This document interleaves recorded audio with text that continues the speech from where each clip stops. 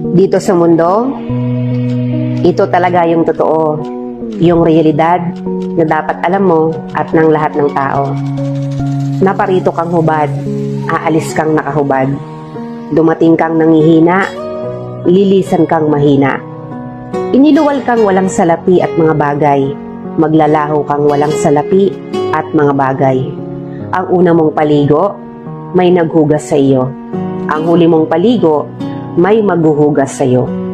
Ito ang buhay, kaya bakit labis ang mali siya, ang inggit, ang pagkamuhi, ang galit at pagkamakasarili. Maging mabait sa lahat at gumawa ng kabutihan. May hangganan ang oras natin sa mundo. Huwag sayangin sa walang kabuluhang bagay. Manalangin at higit sa lahat, huwag na huwag nating sasambahin ng pera. Dahil kahit anong dami ng pera mo o ng ari-arian mo, kapag binawi ng Diyos ang buhay mo, iiwan mo rin yan at hindi mo madadala sa iyong pupuntahan. Dito sa mundo, ito talaga yung totoo, yung realidad na dapat alam mo at ng lahat ng tao. Naparito kang hubad, aalis kang nakahubad. Dumating kang nangihina, lilisan kang mahina. Iniluwal kang walang salapi at mga bagay, maglalaho kang walang salapi at mga bagay.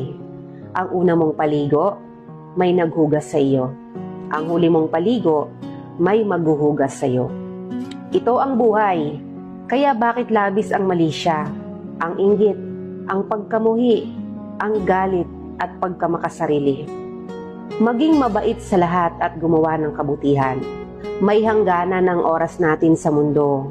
Huwag sayangin sa walang kabuluhang bagay. Manalangin at higit sa lahat, huwag na huwag nating sasambahin ng pera.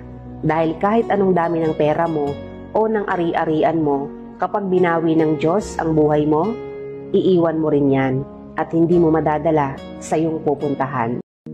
Dito sa mundo, ito talaga yung totoo, yung realidad na dapat alam mo at ng lahat ng tao. Naparito kang hubad, aalis kang nakahubad. Dumating kang nangihina, lilisan kang mahina. Iniluwal kang walang salapi at mga bagay, maglalaho kang walang salapi at mga bagay. Ang una mong paligo, may naghugas sa iyo. Ang huli mong paligo, may maghuhugas sa iyo. Ito ang buhay, kaya bakit labis ang mali siya, ang inggit, ang pagkamuhi, ang galit at pagkamakasarili.